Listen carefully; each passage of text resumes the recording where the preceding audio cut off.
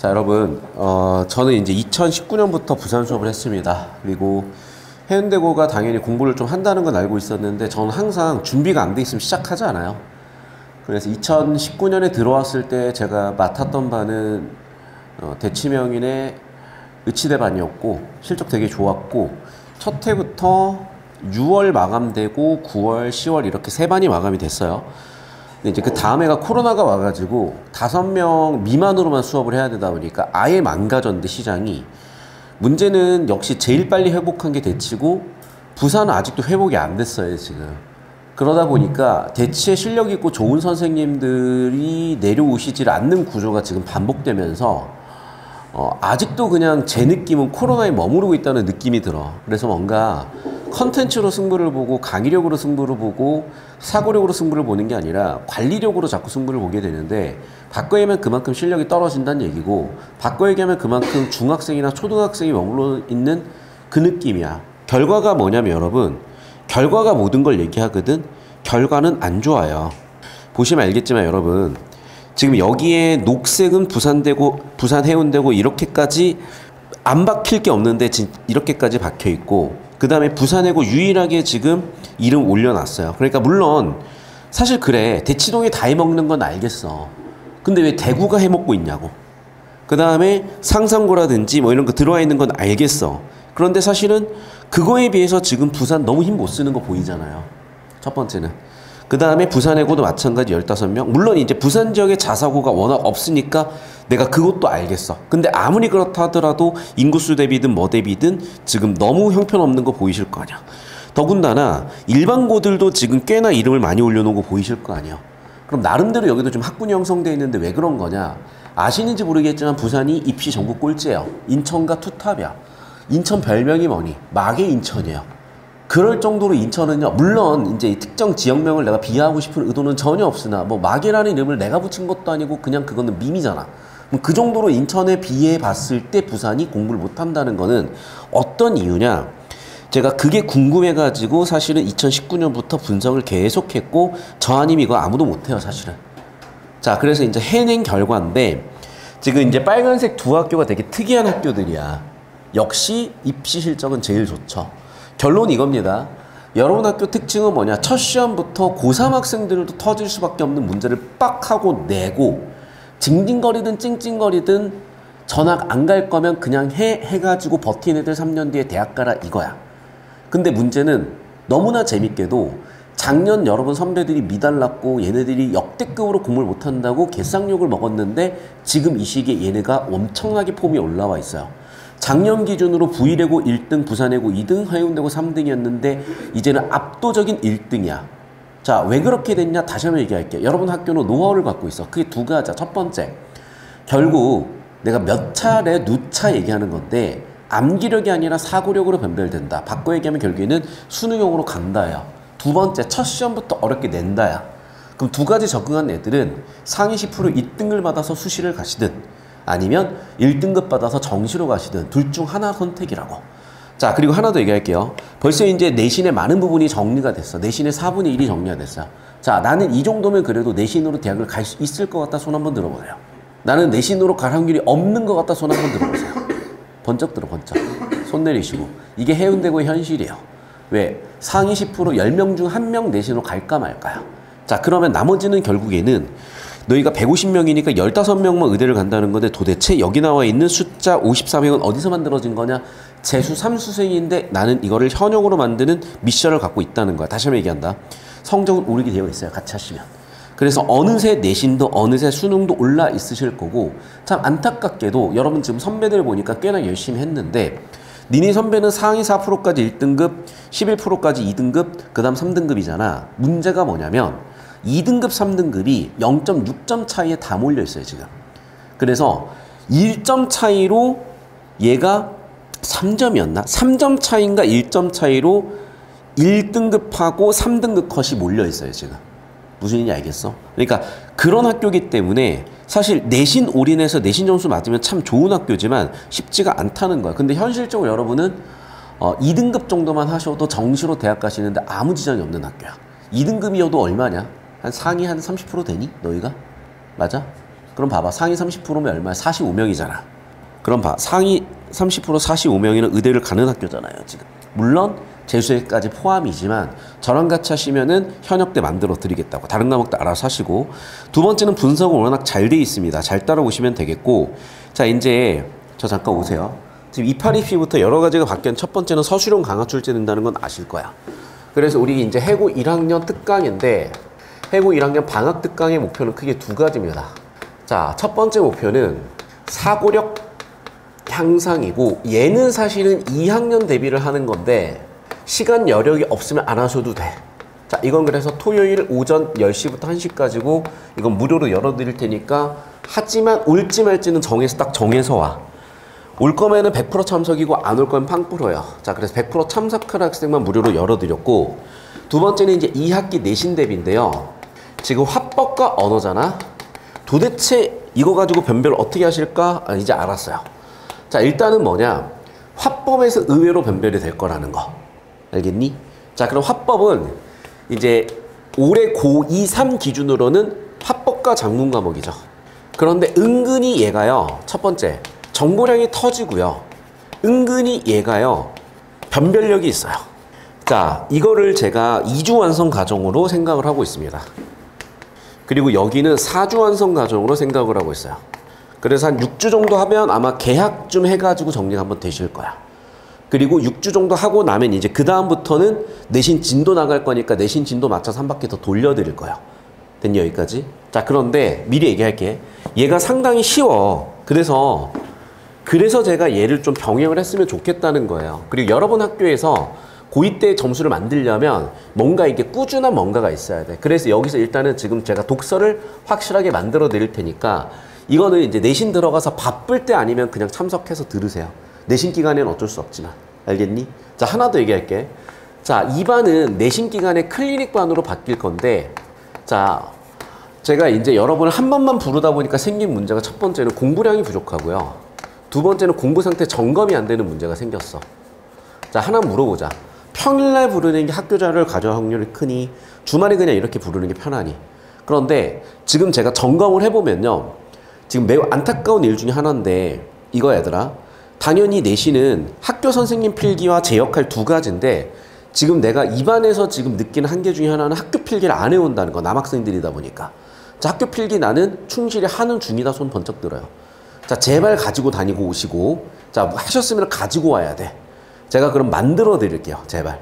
자, 그래서 대표적으로 브이레고 같은 경우 만들어냈죠. 중간고사에서 기말고사로 인원 변경은 거의 없었어. 그런데 중간고사 1등급 빵명이었어요. 하지만 기말고사 1등급은 수강생 수의 60%로 올라와 있어. 합산 1등급이. 왜 그런 거냐? 그 학교가 상대적으로 공부를 좀 덜 해요. 여러분들보다. 그러니까 제가 만들어 내준 거야. 근데 니네는 상대적으로 공부를 많이 하고 빡세게 해요. 그러다 보니까 이게 지금 당장은 뭔가 차이가 없게 느껴질지 모르겠지만 2학기 때는 차이를 확 만들어 드릴게요. 특히나 문학이 다 빠지고 화법과 작문이면 결국에는 독서 영역이고 뭐 문법 두말할 필요도 없으니까 여기까지 되셨죠? 자, 그래 커리큘럼 안내를 드렸고 자, 이제 아직 방학은 아니에요. 다음 주부터 방학이지? 그래서 오늘은 0주차 수업인데 0주차 포함해가지고 이렇게 갑니다. 자, 그래서 크게 OT 정리를 했고 제가 이제 분석 자료들을 올려드릴 건데 그냥 적중률은 그냥 미쳤어요. 적중률은 진작 미쳤는데 여러분이 이제 이걸 체감을 하냐 못하냐인데 이 체감을 하냐 못하냐는 지금 여러분이 저번 주까지 까먹고 오신 것 같은데 내신 족보 분석해가지고 내시라 그랬고 세진 한 명 저번 주에 냈어. 자, 갖고 온 사람은 손 없죠. 역시 다음 주에 가져오십시오. 그러면은 다시 한번 얘기하지만 기말고사에 뭔가 방향성이 보일 거야. 자, 이제 여기까지 세고 방학 특강 어떻게 진행되는지 말씀드렸고 우리 수업 시간은 토요일 5시부터 8시입니다. 자, 여전히 여러분 네 번째 서술형이 중요해지는 28 입시인데 여러분 서술형 정답지는 어디에 나와 있다고? 네 눈앞에 판서가 정답지요. 제가 옛날에 이거를 자꾸 자료를 만들어 드렸더니 웃긴 건 수업 시간에 자고 판서 자료 만들어서 줘봐야 어차피 안 봐. 그럼 누가 점수 나오냐? 그거 가지고 공부한 다른 학원 학생들이 점수가 나오더라. 그래서 그냥 판서로 제공을 해드릴 거야. 자, 여기로 오십시오. 자, 우리 그래서 이제 언어라고 과목명이 들어간 이유가 있고 이제 문법으로 갈 건데 올해 선생님들이 화법과 언어라는 과목을 어느 정도 이해해서 내실지는 수업이 진행돼 봐야 알 것 같고, 그러면 이제 저는 두 가지로 내야 되겠죠. 전통적 방식 플러스 이름이 바뀐 이유까지. 자, 일단 문법이라는 과목명이 언어로 바뀐 이유가 있어요. 아시는 분, 제 수업 시간에 간략하게 얘기 드린 적이 있는데. 자, 이거는요, 정확하게 25학년도 6월 평가원 오답률 탑 1등 문제가 있어요. 얘를 풀면 알아. 얘 때문에 나온 거야. 선생님, 25학년도 6월 평가원 그 언어와 매체 독서 통합형 문제 있어요. 그거 바로 출력해서 나눠주세요. 자, 여기에 쓰이는 개념이요, 해설들이 다 가관이야. 근데 이건 여러분 IQ 테스트였어요. 능지 이슈였다고. 왜냐하면 좀 더 풀어보면 알아. 너희가 거기서 모르는 개념은 하나도 없거든. 근데 틀릴 거야. 자, 그러면 제 역할은 뭐냐? 여러분이 재능이 있든 없든 그냥 능지를 내가 오늘 만들어 드릴 거야. 자, 여기서 시작이야. 자, 그러면 이게 변화되는 언어라는 과목, 문법에서 언어로 바뀌었던 이 과목에 대한 이해거든요. 자, 문제는 이거를 강화 출제한다라는 게 여러분 8월달 방학 끝나고부터 보일 거니까, 방학 이후에 학교 내신 필기에서 이게 보인다면 저는 이걸 아주 강화해서 낼 거고, 이건 제 전문 분야예요. 자, 그런데 이게 아니라 전통적인 문법으로 출제가 될 수 있겠어요. 출력해서 바로 나눠주시면 돼요. 전통적인 문법으로 출제가 됐을 때는, 자, 이 수업은 이제 두 가지 방향성을 가져. 자, 지금 2시, 5시에 해고 2학년 수업이 있고요. 5시, 8시 해고 1학년 수업이 있는데, 얘는 사실은 정식 파이터반이야. 그래서 정식 파이터반은 그냥 수능형으로 수업을 해요. 그래서 수능형 문법 개념 설명하는데, 수능형 문법 개념 설명을 10으로 한다면은 내신형 문법 수업은 50이야. 무슨 이해되세요? 그만큼 오히려 내신형 문법이 가르칠 것도 많고 배울 것도 많고 꼼꼼하게 내시기 때문에 그 부분은 제가 자세히 구분해서 할 거고, 그래서 제 문법 강의 타이틀도 여기는 수능 언어 매체고 여기는 내신 문법입니다. 자, 그래서 앞으로 4주간 얘가 진행이 될 거고, 중간에 화작을 끼워 넣을 거예요. 화법과 언어니까 화법을 끼워 넣을 거예요. 그거 알고 계시면 되겠어. 자, 여기까지 질문 없니? 자, 그럼 지금 나눠드리는 그 문제 앞에 두 문제를 푸실 건데, 두 번째 문제 호칭어 지칭어 문제가 IQ 테스트고, 이거는 능지 테스트 문제야.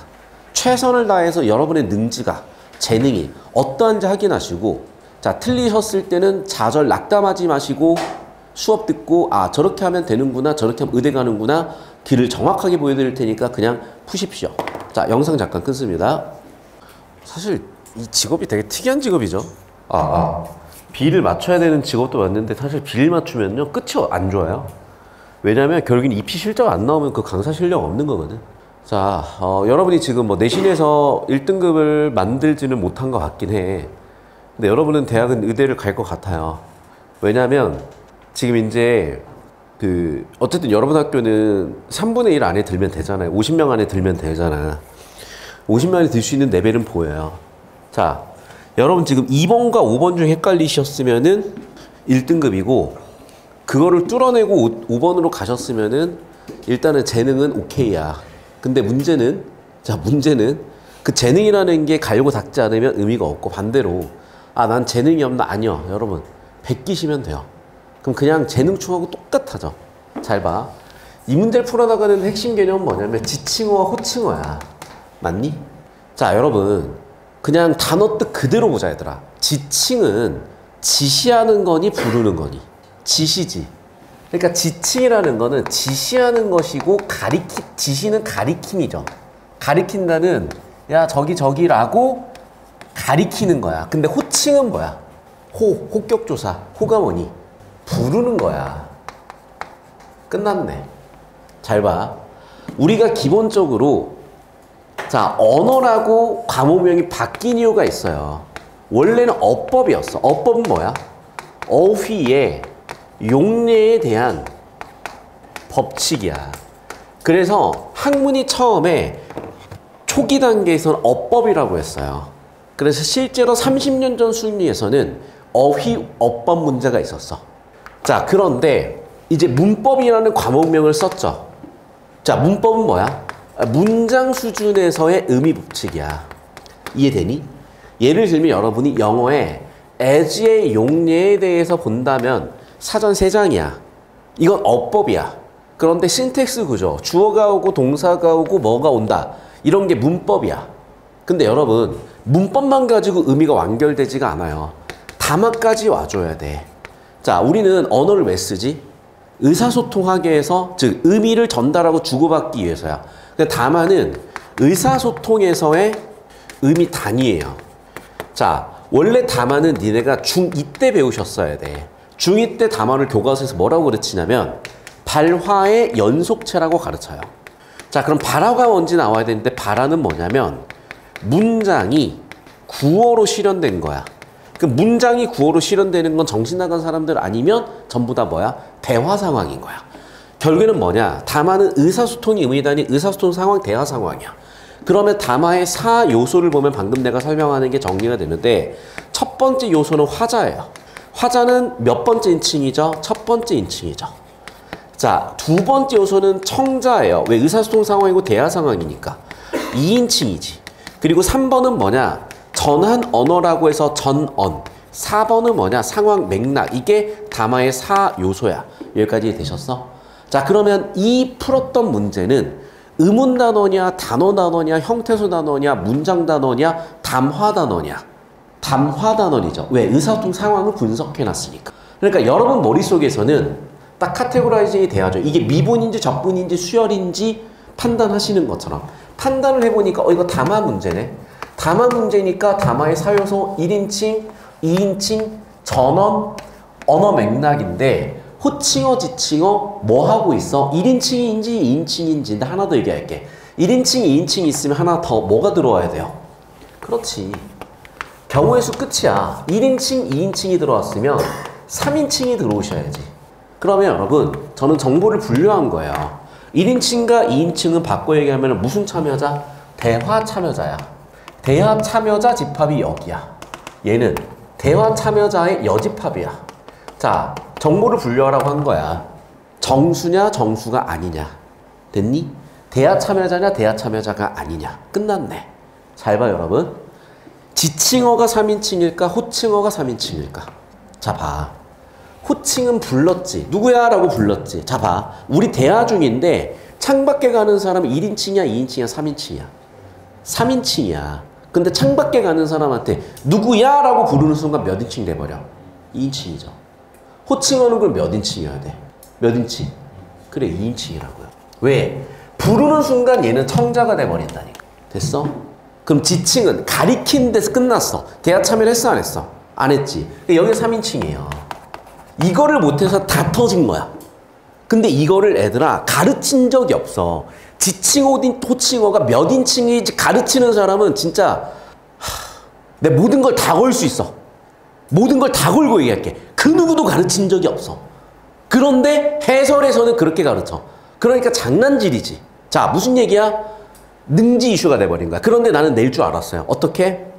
이 개념을 가르치려면 문법이라는 단원명을 쓰면 안 돼. 문법이라는 과문명을 쓰면 안 돼. 왜? 담화는 문장 이상 차원의 법칙이거든. 그러니까 문법이라는 가문명을 안 돼서 이걸 묶어가지고 담화까지 묶어서 언어라고 가문명을 바꾼 이유가 그거야. 여기까지 됐어? 이것 때문에 작년에 6월 평가원 작살이 났고 이걸 이제 알고 계신 학교 선생님들이면은 화법과 언어로 왜 바뀌었는지도 아시고 그럼 이 담화 파트에서 변별력 있게 내실 거라고. 그게 아닌 선생님은 저 따라오세요. 전통적인 방법으로 문법 위주로 내실 거라고. 여기까지 되셨어? 자, 그러면 이거는 가르칠 수 있는 사람이 기술자가 우리나라에 몇 없어요. 거의 내가 나는 유일하다고 봐. 얼굴 까놓고 인간 강사 느낌을 하는 강사들 중에서는. 자, 그럼 기술자한테 여러분이 이제 배우신 거예요. 그럼 문제는 되게 쉽게 나와요, 이제. 같이 갑시다. 자, 경우의 수는 아까도 얘기했었죠. 자, 지금 뭐야? 가리킨다, 지칭어, 부른다, 호칭어 여기까지는 몰랐는데 딱 여길 보니까 머릿속에 이 풀이 1단계 이거는 의문단원이 형태수 단원이 아니요. 담화 단원이에요. 그럼 담화 단원이니까 담화의 4요소가 떠올라야 되고 1인칭, 화자, 2인칭, 청자 그리고 3번 전원, 4번 맥락인데 문제에서 뭘 요구했지? 문제 출제 의도를 보니까 자 대화 참여자를 두고 엄마, 이모, 여보세요, 김선생님, 김수진님, 이모. 전부 다 지금 뭐야? 호칭어 또는 지칭어 같은데 문제는 지칭어 교집합 호칭어잖아. 이해됐어? 자, 프라블럼, 문제 상황은요. 지칭어 교집합 호칭어야. 그러면 결국 뭐야? 어디까지 지칭어고 어디까지 호칭어인지를 집합을 쪼개달라고 한 거야. 그럼 결국엔 아까도 얘기했었지만은 대화 참여자. 부르는 순간 2인칭이니까 여기는 2인칭을 의미하겠구나. 가르키는 걸로 대화 참여는 안 되니까 여기는 3인칭이겠구나. 끝난 거죠. 됐니? 그럼 답 나왔네? 누가 호칭어야? 엄마가 전부 다 호칭어야. 이모는 다 뭐야? 지칭어야. 왜? 엄마는 대화 참여자 2인칭. 이모는 대화 미참여자 3인칭이야. 이거를 해시태그래. 메타데이터를 붙여오면 엄마는 뭐? 대화 참여자고 이모는 대화 참여자가 아닌 집합이죠. 그래서 전체 집합에서 모함으로 쪼개본 거야? 대화 참여자냐 아니냐로 쪼갠 거라고요. 됐니? 자, 그럼 옆에다 쓰자. 엄마 뭐야? 대화 참여자 불러서 대화를 하니까 호칭어죠. 이모는 불렀니? 아니요, 지칭어죠.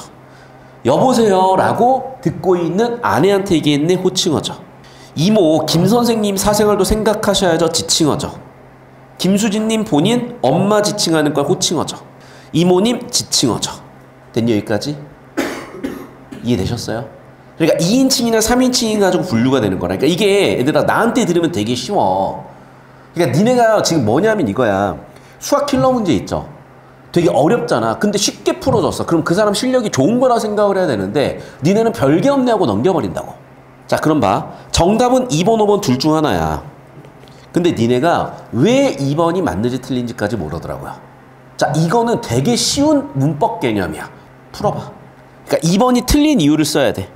기본적으로 국어라는 세계관에 대해서 몰라서 틀리는 거야. 여러분 잘 보셔야 돼. 형식이라는 단어가 나오면 우린 누굴 생각해야 돼? 내용이를 생각해야 돼요. 잘 봐. 기본적으로 평가원에서는요. 항상 내용과 형식이라는 이문법적인 체계를 써요. 자, 그러면 이게 비문학에서는 어떻게 되냐? 내용은 주제, 형식은 구조라는 말을 써. 자, 예술에서는 어떻게 되냐? 말 그대로 내용 형식 그대로 써. 자, 그럼 문학에서인데, 자, 봐. 시는 뭐야? 정서를 담고 있고 형식은 뭐야? 운문이야. 이해됐어? 그래서 기본적으로 내용이냐 형식이냐 이 쪽에서 보는 아이디어가 있어야 돼. 필기하셔야 되고, 자, 우리가 문법의 형식이라고 하면 문법 구조를 의미하는 거야. 그럼 문법 구조는 제일 작은 단위가 뭐야? 의문이에요. 그 다음 단위가 뭐야? 형태소야. 자, 여러분 지금 여러분 혹시 니네 소립자 배우냐? 그러니까 봐봐. 원자 쪼개서 배우냐 안 배우냐? 양성자, 중성자, 전자까진 배우지. 양성자를 더 쪼개서 배우니? 배워? 쿼크 배워요? 반물질 배우니? 좋아. 그럼 그 얘기야. 우리 때는 얘들아 쿼크 개념 안 배웠어.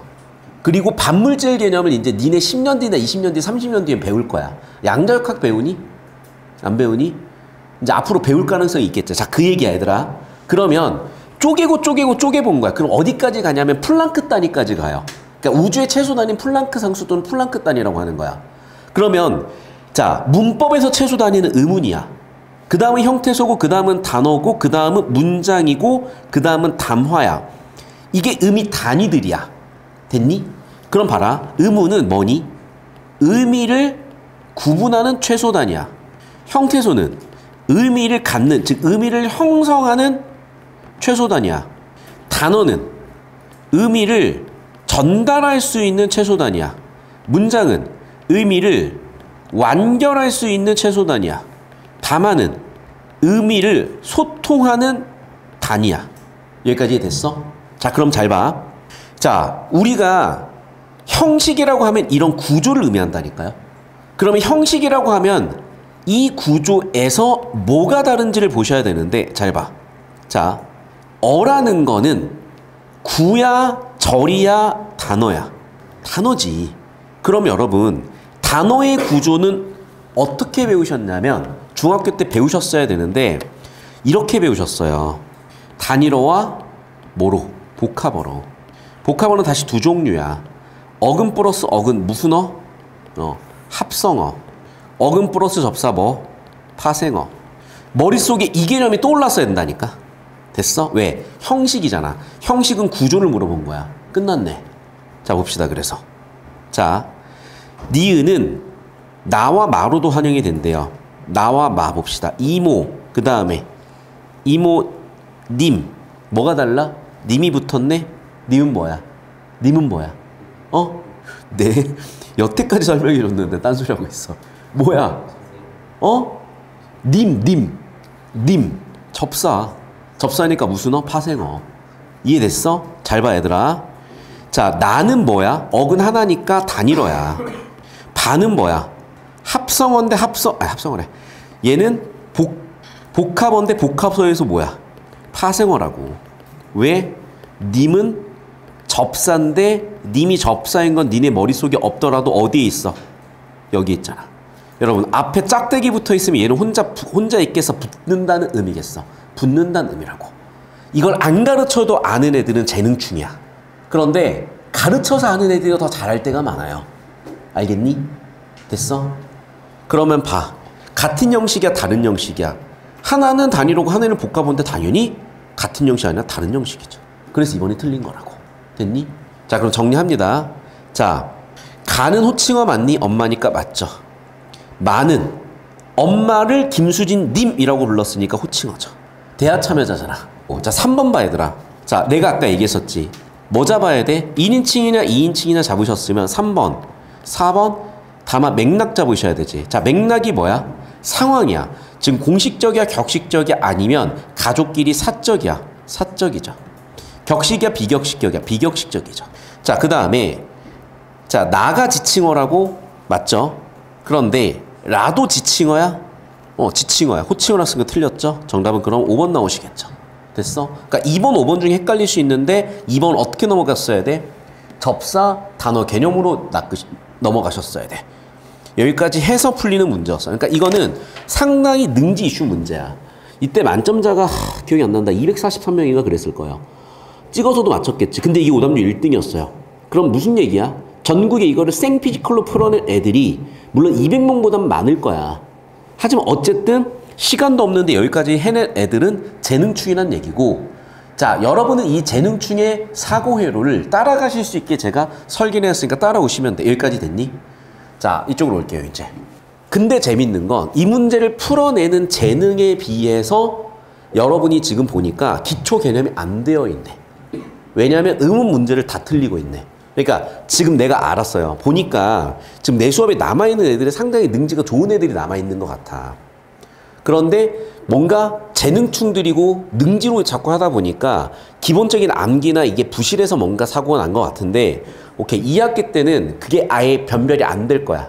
그러니까 너희는 이제 다른 애들 변별하는 입장에서 할 수 있게 만들어 드릴 거고, 2학기 내신은 제가 확실하게 만들어 드릴게요. 자, 일단 영상 여기까지 한번 끊을 거고, 의문단원인데 내신이다 보니까 조금 자세하게 정리를 할게요. 자, 의문에 대한 정의 아까 하셔야 된다 그랬었지. 자, 이건 쓰실 수가 있어야 돼요.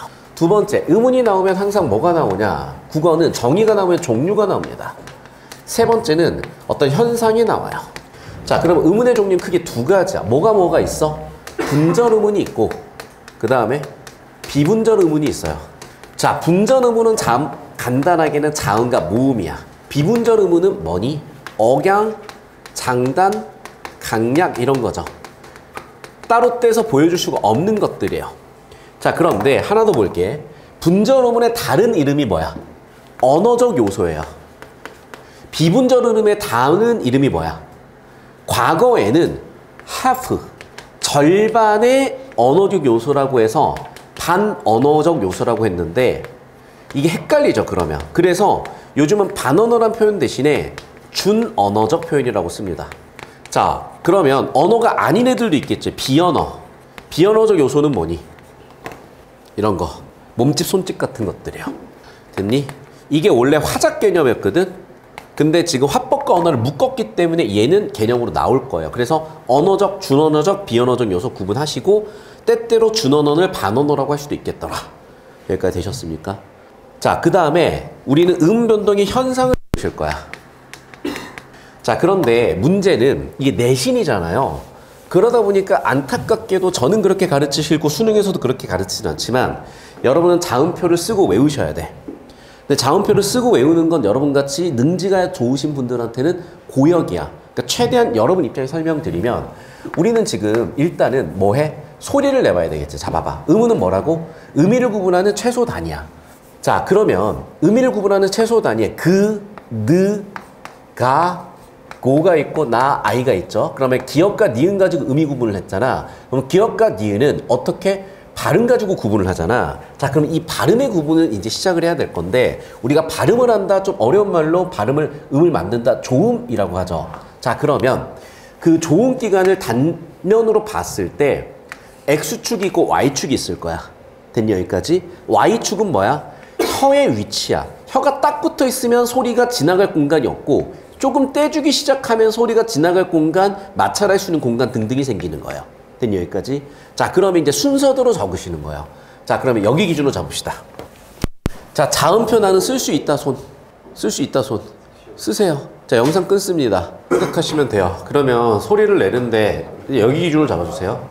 일단 입술부터 날 거 아니야. 그래서 순음 또는 입술 소리. 그 다음에 혀를 좀 넣어보시면 이랑 혀가 닿는 부분이 있죠. 그래서 이가 만든다 그래서 치조음 또는 혀끝 소리라고도 할 것이고, 혀를 좀 더 집어넣으면은 여기 입천장에 닿는데 좀 단단하죠. 그래서 센 입천장. 단단하다, 센을 경, 입천장을 구개라고 발음했고, 소리니까 그 다음은 또 넘어가 보시면 여린 입천장 소리가 나오겠죠. 연구의 음입니다. 더 집어넣어 보시면 이제 토할 것 같은데 후음이네. 목청 소리요. 자, 그런데 이게 훈민정음 때랑 달라졌는데 아마 중세국어는 기말고사 범위가 될 것 같고, 아마 이거는 중간고사 범위겠죠. 아니면 둘 다 낼 수도 있을 것 같다, 학교 선생님들이. 자, 일단은 순서대로 하나씩 이제 공부를 해보실 건데, 자, 이제 발음하는 방법인데요. 혀를 아예 붙일 거야. 그러면 소리가 아예 나오질 못하잖아요. 그러니까 붙였다 터트려야 돼요. 그래서 뭐라고 하니? 파열음이야. 혀를 좀 떼볼게요. 그러면 혹은 이런 식으로 바람이 지나가면서 소리를 만들 거라고. 그러면요, 혀를 내리면 내릴수록 바람이 지나갈 수 있는 공간이 많아지겠네? 그럼 처음엔 이거야. 파열과 마찰 사이 파찰음이고, 그러면 이제 파열과 마찰 사이 지나서 아예 마찰하면 지나갈 수 있으니까 마찰음이 될 것이고, 혀를 더 내리잖아요. 그러면 공간이 생겼으니까 울릴 수가 있어. 울림소리야. 자, 근데 울리는 방법이 콧소리 비음과 더 혀가 밑으로 내려가지고 공간이 나와요. 그래서 흐름소리 유음이 있습니다. 그래서 여기부터 울림소리인데 여기는 울림 1단계, 2단계, 3단계가 있고 3단계는 모음 전체야. 자, 이 위쪽은 울림이 없죠. 그래서 여기는 울림소리고 여기는 플러스 울림이고 여기는 마이너스 울림이다 정리하시면 되겠어요. 여기까지 되셨죠? 자, 그 다음에 예사소리, 그 다음에 된소리, 거센소리 기본적인 구조는 알고 계실 거고, 브, 뿌, 프, 그 다음에 드, 뜨, 트, 그 다음에 그, 끄, 크. 자, 이제 이 표를 내가 왜 자꾸 이제 내신 대비를 외우라고 말씀드리냐면, 당연히 외워야 되는 게 아니라 변동 설명 때문에 그래. 잡고 계세요. 그 다음에 혀를 좀 더 이제 내려보면 드뜨트가 있을 거고, 파찰음에 한 번 더 써서 나쁠 거 없으니까 쓰시고, 자, 그 다음에 이제 시옷 위치도 헷갈릴 수가 있는데, 여러분 원래 7종성 규칙 이전에 8종성 규칙이었고 시옷과 디귿이 구분이 안 됐잖아. 왜냐하면 소리 나는 위치가 비슷하기 때문이야. 그래서 시옷과 쌍시옷 여기다 써주시면 되겠어요. 자, 그리고 마지막, 자, 목청 소리, 흐는 긁는 소리야. 그래서 마찰 소리, 히읗이 여기 들어가면 되겠어요. 자, 이제 중요한 건 이거야, 얘들아. 그러면 여기에서 보시면 알겠지만 얘네가 이쪽으로 가죠. 얘네가 이쪽으로 가죠. 얘네가 이쪽으로 가죠. 자, 그럼 봐. 어디에서 이렇게 가니? 어디에서? 받침에서. 그래서 여기서 첫 번째 우리 확인할 수 있는 건 뭐냐면 음절말 평파열음하여 음절말에서 예사소리 평음인 파열음 계열로 바뀐다 그래서 평파열음하고, 이게 왜 일어나는 거냐면 파열음은 혀를 닫잖아. 그러니까 파열음이면서 폐쇄음도 돼. 그래서 이게 초성에 오면 파열음이고요, 종성에 오면 폐쇄음이에요. 그런데 얘들아, 우리가 소리를 낼 때는 시작을 했는데 닫아줘야지 소리가 끝날 거 아니야. 놔두면 계속 이어져요. 그래서 폐쇄음으로 딱 닫아주는 거야. 여기까지 되셨어? 그래서 뭐가 와야 돼? 폐쇄음이 와줘야 돼. 그럼 폐쇄음은 닫으면서 끝나기 때문에 된소리, 거센소리 구분이 안 돼요. 그래서 얘로 가는 거야. 다시 한번 얘기한다. 마찰음이든 파찰음이든지 간에 어떻게 돼야 된다고? 닫으면서 끝나야 되니까 폐쇄음 계열로 바뀌는 거고, 폐쇄음 계열에서도 뿌, 프처럼 뭔가 소리가 더 세게 나가거나 소리의 차이가 있는 게 아니다 보니까, 즉 소리가 어떤 이 목청에서부터, 허파에서부터 나온 공기가 닫히면서 끝나는 거예요.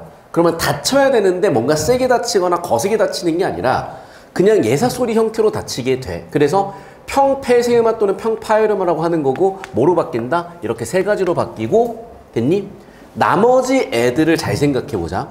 어차피 얘네 두 개는 여기로 갈 거야. 얘네 두 개도 여기로 갈 거야. 그럼 나머지 애들은 당연한 얘기지만 어디로 가야 될까? 자, 얘로 가든 비슷한 얘로 가든인데 당연히 이쪽 계열들은요, 발음 비슷하니까 이쪽으로 갈 수밖에 없어. 됐니? 여기까지? 자, 그 다음에 이제 히읗만 따로 기억하시면 돼요. 그래서 비읍, 디귿, 기역으로 가는 거, 이거를 평파열음화라고 한다야. 자, 근데 여기서 중요한 게 이거야. 자, 이제 밑으로 내려가 보시면은, 자, 여기는 획을 떼면 미음이 되죠. 획을 떼면 니은이 되죠. 이응은 그냥 외우세요. 획을 더해주면 리을이 되지. 자, 받침에 이 네 개 왔을 때는 변동이 있니 없니? 없지. 그래서 잘 들으셔야 돼. 우리가 20학년도까지는 음절 끝소리 규칙을 뭐라고 봤냐? 7종성 규칙으로 봤고, 7종성 규칙을 해서 뭐로 봤냐? 평파열음화 교체와 자음분단수나 탈락 두 개를 봤어요. 그런데 이게 지금 교육과정이 바뀌면서 이게 틀렸어. 왜 틀린 거냐? 여기 나온 울림소리는 음 변동이 아니야. 아니잖아. 그래서 7종성 규칙을 음 변동으로 인정하면 안 되는 거죠. 자, 두 번째. 자, 보시면 알겠지만 아까도 발음이 닫히면서 나는 평파열음화와 자음자음이 충돌나서 하나 자음을 발음하기 힘든 자음군단수랑 성격이 달랐던 거야. 이해됐어요? 그래서 구분을 하기 시작을 해서 21학년도 수능부터는 평파열음화가 음절 끝소리 규칙이 되고요. 얘는 음절 끝소리 규칙하고 아무 상관이 없어져. 이 얘기를 하는 이유는 여러분 평가원 기출문제나 이런 걸 풀다 보면 이렇게 헷갈릴 거예요. 옛날에는 음절 끝소리 규칙에 둘 다 넣었지만 현행부터는 안 넣고 있다는 거. 이게 바뀐 개념이기 때문에 정확히 기억을 하셔야 돼요. 다시 한번 이쪽으로 와서 강조합니다. 요즘은 이거 헷갈리는 선생님들 한 분도 안 계신데 옛날 선생님들은 헷갈리셨어. 그래서 과도기가 있었고, 그런데 니네가 문제 풀다 보면 헷갈릴 수가 있어서 얘기하는 거예요. 여기 기준을 잡아주세요. 자, 20학년도까지는 음절 끝소리 규칙은 뭐였다? 7종성 규칙이었다. 7종성 규칙은 뭐와 뭐로 이루어져 있었다? 자음군단수나 교체와 탈락과, 그 다음 뭐라고요? 음절 끝소리 규칙, 교체, 이렇게 두 가지가 있었는데, 자, 21학년도부터 어떻게 갔다? 음절 끝소리 규칙은 그냥 뭐로 갔다? 평파열음화로만 갔다. 그러면 뭐는? 자음군단수나는 얘랑 상관이 있다 없다? 아예 없다야. 여기까지 되셨습니까? 필기 잘 정리해 놓으세요. 자, 다시 이쪽으로 와서 이 자음표 좀 보여주세요, 선생님. 다시. 자, 그러면 이제 여기서 이제 하나씩 설명을 해볼게요, 얘들아. 그 다음에 다시 한번 정리를 할 건데, 자, 이 위쪽으로 갈수록 발음이 좀 세집니다. 그래서 안 울림 소리가 좀 더 발음이 세고 울림 소리가 발음이 좀 더 약해. 오케이? 자, 그럼 봐. 발음을 할 때 우리가 세게 뚜렷하게 하는 것보다 그냥 눌러서 그냥 편하게 발음하고 싶어 하거든. 그러다 보니 어떤 일이 벌어지냐면, 이걸 발음의 경제성과 편의성이라고 하는데, 발음의 경제성과 편의성 때문에 어떤 일이 벌어지냐면, 자, 이런 애들이 여기 나와 있는 비음 계열들을 만난 거야. 그럼 얘네가 발음이 벌써 편하게 나잖아. 됐어? 그러면 그대로 좋은 방법, 좋은 위치에서 좋은 방법이 좀 편한 방법으로 바뀌어요. 획되고 미음이 돼. 획되고 니은이 돼. 그냥 아래로 내려서 이응이 돼. 됐어? 이걸 무슨 화라고 한다? 비음화라고 한다. 자, 비음화의 음운 변동 환경 봅니다. 음운 환경은 뭐가 돼야 돼? 비음 계열 앞에 또는 비음 계열 뒤에, 비음 계열 앞뒤에서 파열음 계열들이 있을 때 이 파열음이 뭐로? 비음으로 교체되는 현상이야. 어떻게 교체되니? 이렇게. 됐어? 그대로 내려오시는 거예요. 그래서 획된다 생각하시면 편하고 기억만 따로 외우시면 돼. 자, 하나 더. 여기도 마찬가지인데 아까도 얘기했죠. 아래쪽으로 갈수록 발음이 편해진다고. 그러면 니은하고 리을이 부딪히면 발음이 편하니까 어디로 가겠어? 리을로 가겠죠. 이걸 뭐라고 해? 리을로 바뀌니까 리을은 유음이야. 그래서 유음화라고 합니다. 됐니? 그럼 교체에 들어가는 크게 세 가지를 배웠어. 1번 뭐야? 평파열음화. 2번 뭐야? 비음화. 3번 뭐야? 유음화. 자, 여기서 이제 국외음화도 볼게. 우리가 드트를 발음하면 혀가 앞쪽으로 몰려요. 근데 이 해보만 이면 혀가 뒤로 가는 거야. 자, 그럼 어떻게 되겠어? 여기에 나와 있는 드트에다가 이모음이 만났을 때 드에다가 이까지 발음하려면 너무 발음이 불편해지고 힘들어져. 그러니까 어떻게 모음 쪽으로 발음이 가버리는 거야. 그래서 얘네가 혀가 뒤로 말리면서 얘가 되는 현상, 국외음이 되는 현상. 이걸 뭐라 그런다? 국외음화죠. 자, 국외음화는 왜 일어나는 거야? 이 모음과 조음 위치가 비슷해지는 거죠. 됐죠? 자, 그러면 얘들아 봐봐. 비음화는 그대로 내려왔잖아. 조음 위치가 바뀐 게 아니지. 그럼 비음화는 뭐가 바뀐 경우야? 조음 방법이 바뀐 거죠. 조음 방법의 동화야. 반면에 국외음화는 뭐야? 이 모음 때문에 뒤로 붙었으니까 조음 위치 동화야. 이해됐니? 자, 유음화도 마찬가지죠. 니은이 니을로 발음하는 방법이 유음으로 바뀐 거니까 여기도 조음 방법이야. 위치는 그대로 내려왔잖아. 여기까지 되셨습니까? 자, 그럼 봐봐. 우리 지금 교체에서 음절만에서 일어나는 현상인 평파열음화를 봤고, 두 번째, 음절말과 음절초에서 부딪히는 거야. 누가? 이런 애들끼리. 그러면 비음화가 일어나고 유음화가 일어나고 국외음화가 일어나요. 여기까지 됐니? 자, 이쪽으로 올게요. 자, 지금 우리는 음운 변동을 보고 있습니다. 음운에 대한 개념 설명 끝났기 때문에. 자, 그러면 일단 자음 변동을 보고 있었고, 자, 우리 아까 음운에 뭐 했어? 정의했지. 음운의 지금 종류에서 우리가 자음표를 보는 이유는 자음표 자체가 중요해서라기보다는 이 자음표에서 기본적인 음 변동 현상을 설명할 수 있기 때문이야. 그래서 음 변동의 첫 번째 교체에 대한 설명을 하고 있고, 자, 음절말 평파열음화 설명드렸어요. 자, 그럼 여러분은 평파열음화 정의를 쓰셔야 돼. 여러분 서술 이렇게 나올 거야. 그럼 어떻게 쓰라고 나오는 거냐? 음운 환경이나 형태 환경을 쓰라고 해요. 자, 음운 환경은 뭐야? 음절말이야. 자, 뭐가? 파열음이 아닌 계열들, 파열음, 마찰음, 파찰음 중에 예사소리가 아닌 애들이 음절말에 왔을 때 바뀌더라 라고 써주시면 되는 거죠. 자, 두 번째, 비음화죠. 비음화도 음운환경 물어볼 거고, 그 다음에 유음화도 음운환경 물어볼 거고, 그 다음에 국외음화도 음운환경 물어볼 거야. 여기까지 정리되셨나요? 자, 필기들 해주시고, 자, 그 다음에 경음화가 있어요. 경음화는 이거야. 자, 지금 된 소리끼리, 자, 예를 들면 안 울림 소리끼리 부딪힐 거예요. 그럼 아까 안 울림 소리가 좀 더 울림 소리보다 세다 그랬잖아. 그럼 센 애들끼리 부딪히니까 좀 더 세지는 거야. 그러면서 발음이 세지니까 뭐가 됐어? 뒤쪽 애가 된 소리로 바뀐다고요. 됐니? 그래서 안 울림 소리끼리 부딪혔을 때 뒤쪽 애가 된 소리로 바뀌는 게 경음화야. 다시 한번 정리한다. 자, 국외음화는 뭐예요? 디귿티읕이 이모음을 만나서 어떻게 지읒치읒으로 바뀌는 현상. 유음화는 뭐야? 니은 니을이 또는 리을 리은이 리을 리을로 바뀌는 현상. 비음화는 자, 뭐 바닷가 외우셔도 되고 상관없어요. 어쨌든 평파열음화 중에 이 계열들이 왔을 때 뭐가 니은 이응 앞에서 얘네가 획되고 미음, 획되고 니응, 기억은 외우자 이응으로 바뀌는 현상이라 그랬어요. 음변동 현상까지 다 기억을 해 놓으셔야 돼. 자, 하나 더. 대부분의 학교에서 이거를 아마 가르치실 것 같긴 한데, 자, 지금 보면 이게 역행동하고 순행동하죠.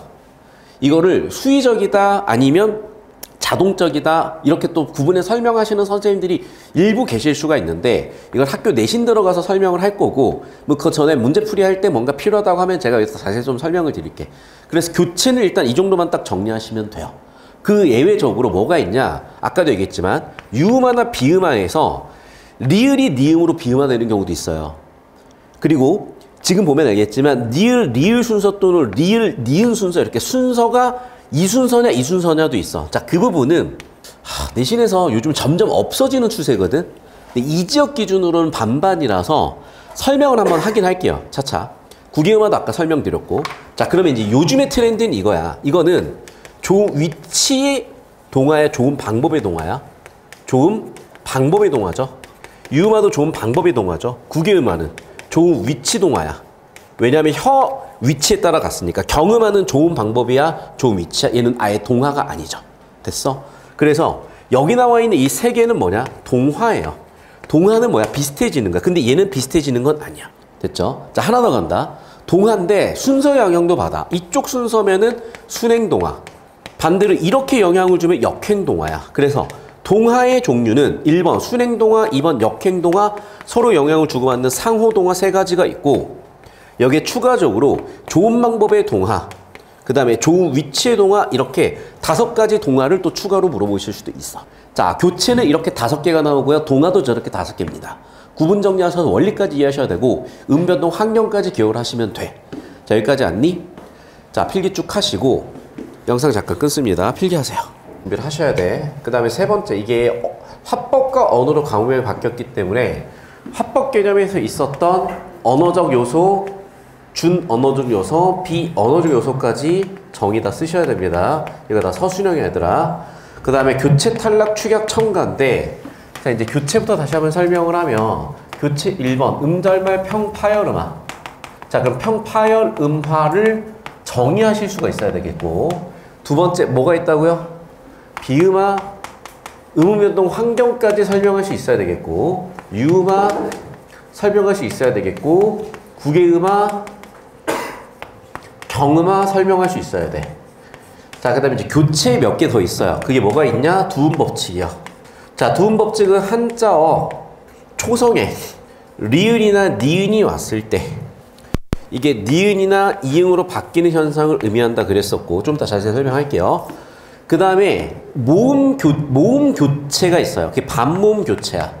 이게 과거에 모음 축약으로 가르쳤던 내용인데, 자, 축약은 2가지가 있어요. 자음 축약과 모음 축약. 근데 모음 축약이 현행 교육과정에서 아예 없어. 자, 그럼 모음 축약이 아니라 뭐냐면 반모음 첨가가 되거나 뭐라고? 반모음 교체가 됩니다. 여기까지 됐니? 그래서 반모음 교체를 이제 설명할 차례야. 자, 반모음 교체는 뭐냐면 이쪽으로 봅시다. 과거에 피어라는 애를 펴라고 발음하기도 하고 피여라고 발음하기도 했던 거예요. 자, 과거에는 얘를 펴라고 발음하면 모음 축약이라고 가르쳤는데, 다시 한번 얘기한다. 아예 모음 축약 같은 얘기는 머릿속에서 지우세요. 자, 그러면 여기서 되게 중요한 원칙이 하나가 나와. 첫 번째 원칙은 초성 이응은 음가가 없습니다. 그래서 대표적으로 연음 법칙은 음은 변동이 아니야.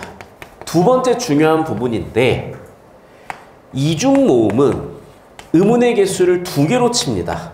그래서 단모음 하나 플러스 반모음 하나 구조야. 자, 그러면 피어 같은 경우에도 어떻게 분석이 되냐? 원래는 피였어요. 그리고 초성, 이응, 음가가 없는 어야. 그래서 스펙트럼 보면 이렇게 되는 거야. 됐니? 그런데 왜 얘를 펴라고 발음하냐면, 이제 세 번째 원칙인데, 모음끼리 충돌나는 걸 싫어하고 자음끼리 충돌나는 걸 싫어합니다. 대표적으로 자음끼리 충돌나서 싫어해서 일어나는 현상이 자음군이 하나가 빠지는 자음군 단수나 탈락이죠. 자, 모음끼리 충돌나는 거 싫어하는 거 대표적인 게 여기 나와 있는 반모음 교체 또는 반모음 첨가인데, 봐. 지금 여기 이모음하고 어모음이 충돌났죠. 모음끼리 충돌이 난 거야. 해결하는 방법은 뭐냐면 얘를 모음이 아닌 애로 바꿔주시면 돼요. 반모음은 모음의 성격 절반, 자음의 성격 절반. 그래서 반이라는 단어가 붙는 거야. 그래서 어떻게? 여기 나와 있는 이 모음을 반모음으로 바꿔주는 거예요. 그래서 어떻게 바뀌니? 피어로 바뀌었죠. 됐어? 그러면 여러분, 아까 이제 설명드렸다시피 공식이야. 2개가 모여서 단모음 플러스 뭐? 다시 여기 반모음 플러스 단모음으로 바뀌어서 얘가 뭐가 됐다? 이중모음이 됐답니다. 여기까지 됐니? 그래서 뭐가 되더라? 펴가 되더라. 그 다음 피어도 볼게요. 자, 피어잖아. 근데 봐. 피어에서 얘도 초성음가 없으니까 이렇게 온 거야. 자, 그럼 충돌나는 게 싫어. 충돌나는 게 싫으니까 여기는 두 번째를 어떻게 준 거냐면 이렇게 준 거야. 뭘 넣어줬어? 반모음을 하나 넣어줬어. 됐니? 그래서 뭐가 된 거야, 여기는? 반모음 교체가 된 거예요. 반모음 첨가가 된 거예요. 자, 위쪽은 뭐가 된 거야? 얘가 얘로 바뀌는 반모음 교체가 된 거야. 다시 한번 설명한다. 얘가 반모음으로 교체, 여기 반모음 첨가 이렇게 두 가지가 된 거야. 그러면 피에 두 개 묶어서 뭐가 되겠어? 여, 펴가 피, 여로 이중모음이 됐겠죠. 여기까지 됐어? 그래서 두 개로 설명이 돼. 다시 한번 얘기한다. 반모음 이 교체로 또는 반모음 이 첨가로 설명이 되는 거지 모음 축약 이런 개념은 없다야. 정확하게 기억을 하세요. 자, 그러면 다시 이제 이쪽으로 로딩을 돌려서 이쪽으로 와보세요. 첨가는 이 모음 앞에서 니은 첨가야. 두 번째 뭐라고요? 반모음 첨가 두 개 있어. 됐죠? 여기까지. 그 다음에 모음 축약 없다 그랬다. 자음 축약은 뭐냐면 이런 거야. 우리가 흐 하면 목청을 긁는다 그랬죠. 그럼 기역하고 목청 긁는 흐가 만나면 크로 거센 소리가 될 거 아니야. 됐니? 그래서 자음 축약은 격음아. 거센 소리 대기고 당연한 얘기지만 거센 소리 뭐가 있어? 얘도 있죠? 얘도 있죠? 하나 더 있는데? 크, 프, 트, 츠. 그래서 얘네들로 바뀌는 건 다들 공식적으로 정리할 수 있을 거니 해놓고. 됐니? 여기까지? 자, 그 다음에 이제 탈락은 대표적으로 자음군단 순화가 있어요. 근데 문제는 이 자음군단 순화를 원리원칙을 세울 수가 없는데 자꾸 이걸 가르치시려고 하는데 원리원칙이 없다니까. 그래서 이 원리원칙 세우는 거는 이제 여러분 학교 선생님들의 필기에 따라 볼 거고 이 뒤쪽에 이제 탈락하는 현상들이 있는데 이거는 이제는 국어사로 설명이 돼요. 이건 국어사 기준으로 설명을 드릴게. 자, 그러면 여러분 사실 변동에 대한 대체적인 내용은 끝났고 자, 이제 이쪽으로 오겠습니다. 자, 여기서 차근차근 볼 건데 78페이지에 여러분 이게 이제 옛날 교재들부터 계속 누적하면서 만들다 보니까 내가 의도적으로 안 고친 부분이 있어. 잘 들어. 음절 끝소리 규칙 중 평파이름하는 틀린 표현이에요. 이제 어떻게 바꿔줘야 돼? 음절 끝소리 규칙은 평파이름화로 바꿔주셔야 돼. 옛날에는 음절 끝소리 규칙 평파이름화와 음절 끝소리 규칙 중 자음군단 순화가 있었던 거야. 자, 그럼 이제 뒤쪽 가서 자음군단 순화도 좀 바꿔놔야 되겠죠. 음절 끝소리 규칙과 뭐라고? 상관없는 자음군단 순화가 있는 거야. 아시겠죠? 음절 끝소리 규칙이 자음군단 순화랑 이제는 아무 상관이 없습니다. 반대로 여기는 어떻게 됐어? 두 개가 같은 개념이라는 거야. 됐죠? 자, 된소리 대기, 동하, 두음 법칙, 구기음화까지 설명이 됐고 사이소리 현상은 별도로 떼서 문제 하나 가지고 설명을 해드릴 거야. 여기까지 이해되셨어요? 자, 그럼 정리가 되셨고 나머지 읽어보시면 제가 다 설명한 내용들인데 자, 여기서 이제 녹색 글씨들 있죠? 이거는 표준발음법을 제가 넣어놓은 건데 내신 선생님들 중에 한 절반 정도는 표준발음법을 활용해서 설명을 하세요. 그래서 제가 여러분 내신 프린트를 보고 여기까지 딥하게 들어갈 건데 지금 우리가 이 차원에서 얘를 깊이 있게 들어가 버리면 정리가 아예 안 되고 중요하지 않은 거에 자꾸 어그로 끌리니까 제가 녹색은 따로 설명 안 합니다. 자, 나머지는 제가 다 설명을 드렸던 거고 사이소리 현상은 따로 설명드린다 그래서 자, 이제 탈락을 볼 건데 자, 이제 이것도 그냥 외울 필요가 없고 여러분 이제 리을 탈락이라든지 히읗 탈락이라든지 으 탈락, 아어 탈락들이 있는데 이거는 나중에 제가 원리원칙을 하나 잡아가지고 설명을 드릴 거고요. 자, 넘어가서 자, 아까도 얘기했지만 니은 첨가는 이모음 앞에서 니은이 첨가되는 것 정도다만 기억을 하세요.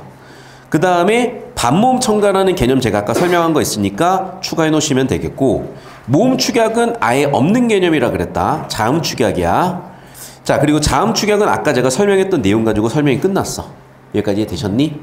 자, 그 다음에 마지막 여름 법칙과 저름 법칙이야. 얘들아, 그럼 봐봐.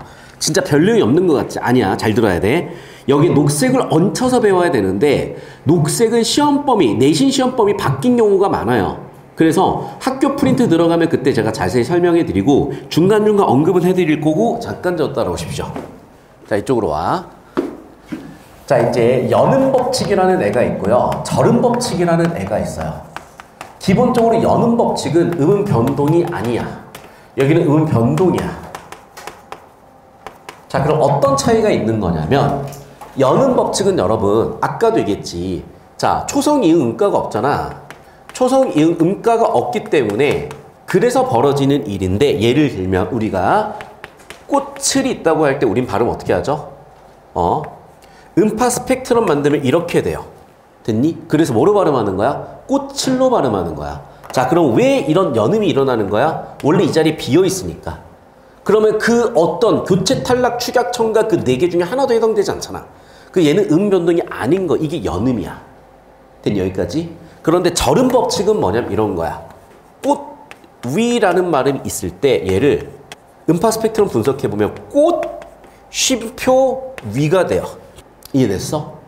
자, 그러면 꽃이라고 발음하는 게 아니라 이게 음절 말이잖아요. 음절 말이니까 어떻게 되겠어? 얘가 디귿으로 음절말 평파열음화가 일어나는 거야. 그럼 우린 이걸 발음 어떻게 한다? 꼬뒤라고 발음하겠죠. 얘는 발음을 어떻게 한다? 꼬틀이라고 발음하겠죠. 여기까지 됐니? 됐어? 이 뒤쪽 게 절음 법칙이야. 그럼 절음 법칙은 뭐야? 음은 변동이고 어떤 음은 변동이 있어? 평파열음화요. 자, 중요한 건 이거야, 얘들아.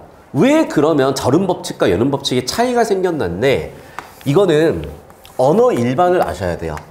언어는 사고에 영향을 주고 다시 사고는 언어에 영향을 줍니다. 자, 그럼 여러분 당연한 건데 왼쪽 게 발음을 정확히 하는 것 같아? 오른쪽 게 발음을 정확히 하는 것 같아? 오른쪽 거죠. 왜냐하면 꽃 위 혹은 꽃 뒤, 꽃이 이런 식으로 한 음절 단위를 힘을 줘서 발음을 했으니까 여기서 얘가 디귿으로 바뀐 거라니까. 자, 봐봐. 힘을 줘서 발음했으니까 음절만에서 평파열음화가 일어난 거야. 그런데 힘을 안 주잖아. 그냥 흘러버리잖아요. 뒤쪽으로. 이해됐어? 그래서 여기는 발음의 편의성이 높다야. 발음의 편의성이 높다는 건 뭐냐면 발음의 정확성은 낮아도 된다야. 여러분, 발음을 정확하지 않아도 되는 이유는 음이 전달에 지장이 있어서야 없어서야? 없어서지. 즉 무슨 얘기냐? 음이 전달이 딱히 중요하지 않아서예요. 여러분, 음이 전달이 중요하지 않다는 건 의미가 있을까 없을까? 그래. 보니까 아니나 다를까 우린 이걸 뭐라고 부르죠? 형식 형태소죠. 그렇지. 그래서 뭐가 온 경우야? 형식 형태소가 온 경우에 연음 법칙을 쓰는 거야. 자, 반면에 위아래는 실질 형태소죠. 실질 형태소가 뭐가 있어? 의미 전달이 돼야 돼. 의미가 있어. 그래서 의미 전달을 해야 되고 의미 전달이 중요하다 보니까 당연히 얘는 어떤 형태가 되더라? 디귿으로 바뀌는 형태가 되더라. 여기까지 되셨어요? 왜? 의미를 정확하게 전달하기 위해서 발음을 정확하게 해야 되고 그럼 음절 단위를 정확히 발음해야 되고 이렇게 중간에 쉬는 데를 휴지라고 합니다. 개념 알아두세요. 이거 가르쳐 선생님 몇 없어요. 됐어? 그래서 실질 형태소가 뒤에 왔을 땐 휴지가 들어가면서 음절말 평파열음화까지 시켜. 그런데 형식 형태가 왔을 땐 의미 전달의 중요성이 떨어지니까 발음을 편하게 하려고 발음 정확성이 떨어지니까 그냥 연음시켜버리고 반대로 실질 형태소가 왔을 때는 의미 전달이 중요해지고 음절 단위의 발음을 정확히 하려고 하고 그러다 보니까 음절말 평파열음화가 드러나더라. 이게 바로 연음 법칙까지예요. 자, 오늘 이제 우리가 순차게 좀 달려왔는데 잘 따라오셨고 자, 그럼 이제 여러분 과제가 나가는 게 이제 이런 거야. 저 따라오세요. 지금 보니까 이제 1번부터 틀리는 경우가 있는데 기초가 없어서 그런 거고 여러분 결론부터 얘기하면 1번은요 30초 컷에서 20초 컷이 나야 돼. 근데 그게 연습되기 위해서는 이걸 3번 푸셔야 돼. 자, 그러면 첫 번째, 두 번째 풀 때는 어떻게 푸셔야 되냐면 이렇게 푸셔야 돼요. 첫 번째, 최대한 분석적으로 쓰셔서 오케이, 리을이 탈락하는 뭐라고 쓸 거야? 자음군 단순화라고 쓸 거야. 그래서 리을 탈락 자음군 단순화 써주시고 자, 두 번째는 자, 청가는 자음 청가, 니은 청가, 모음 청가, 반모음 청가밖에 없어. 그러면 초성 이응 음가 없는 자리에 들어왔으니까 니은 청가밖에 없겠죠. 자, 세 번째는 니은 비음이지. 비음의 영향을 받아서 좋은 방법이 바뀐 뭐가 생겨?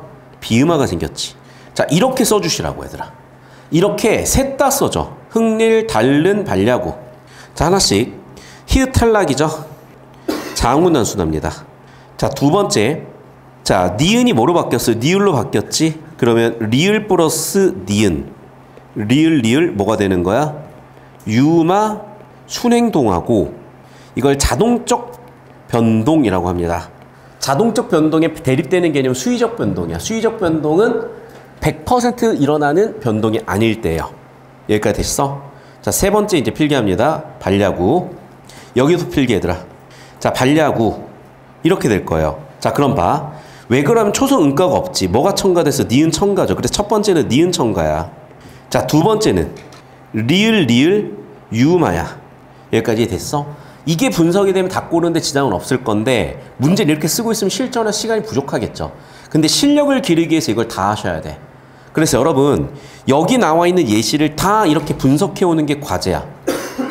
그리고 이거는요 반복할수록 속도랑 정확성이 비약적으로 올라가고 이걸 가지고 지금 내가 1학기 내신에서 음운 변동 문제 일반고 학생들 문제를 다 맞추게 해드렸어요.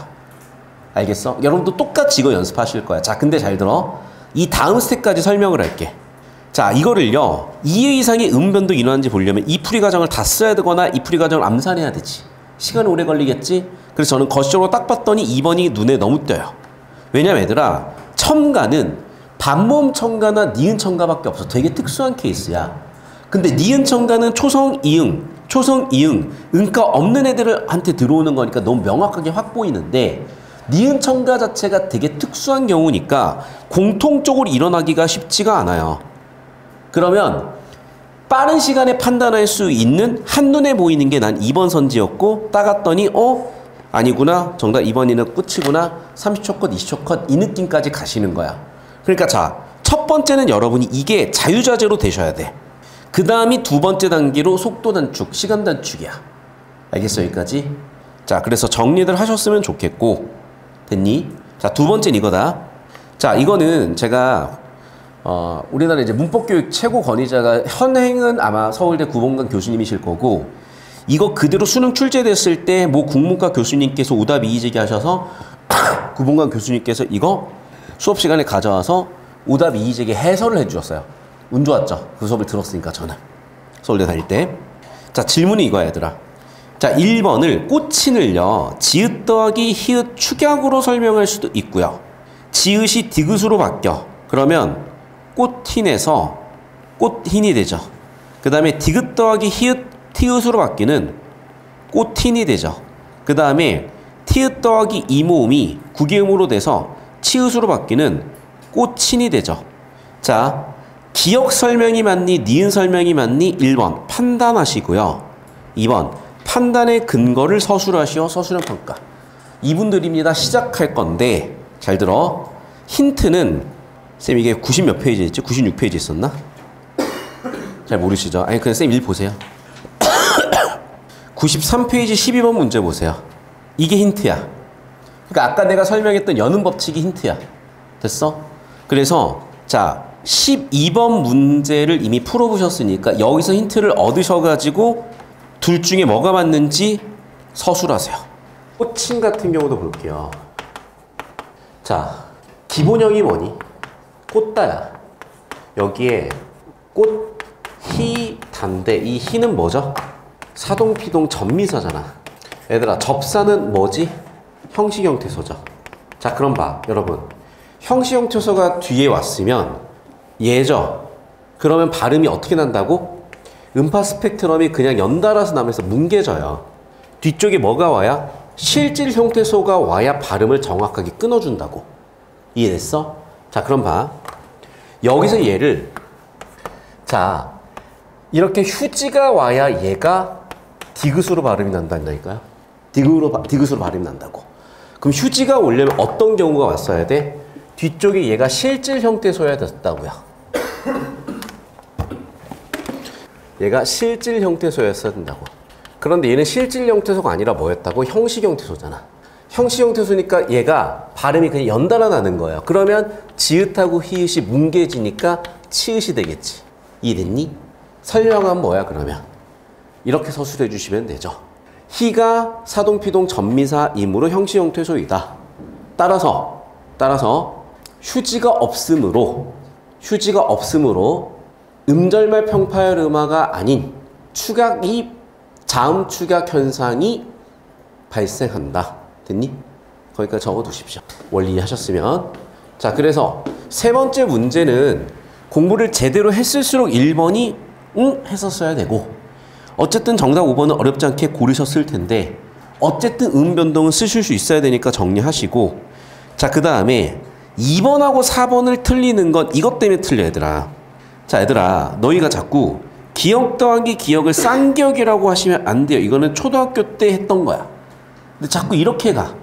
그래서 물고 같은 경우 보시면 알겠지만 그냥 기억 탈락 자음분단수 나고, 그 다음에 어떻게 됐어? 기억이 쌍기억으로 바뀌는 된소리 대기예요. 이해됐니?